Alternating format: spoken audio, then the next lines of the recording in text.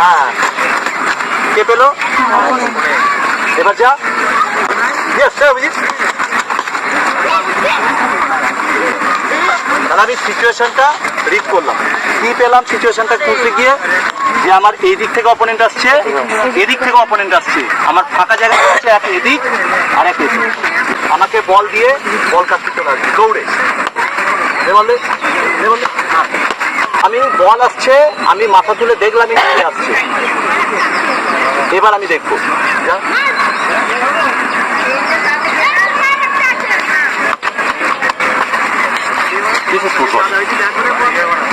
এই যখনই আমি ঘুরে গেলাম, বল আমার সামনে এলো, তো অপোনেন্ট এখন কোথায়?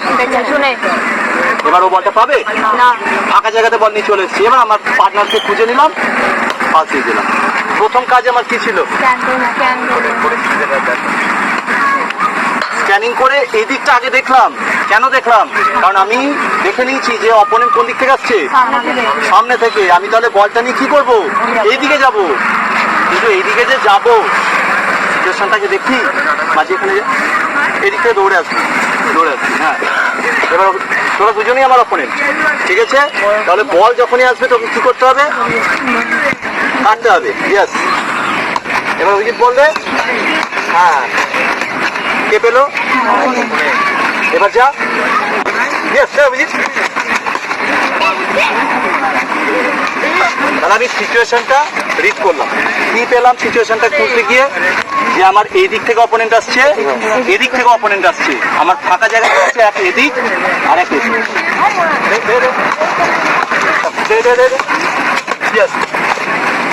এবার দেখতো মাঝি কোথায়, বল কোথায়? বল সামনে। আশা করি কালকের থেকে আজকে আরো ভালো বোঝাতে পেরেছি। হ্যাঁ, বুঝতে পেরেছি।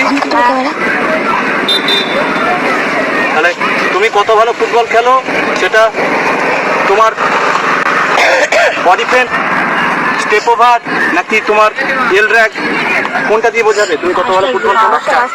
Yes, very good. কি দিয়ে বোঝাবে? First touch. ফার্স্ট টাচটা কিভাবে বুঝবে? ফাঁকাই যেতে, ফাঁকাই নিয়ে যেতে পারবে। Continue, continue. শুধু মিডফিল্ডাররা স্ক্যান করে? সবাই, গোলকিপার থেকে শুরু করে সবাই। হ্যাঁ, কে পেলো?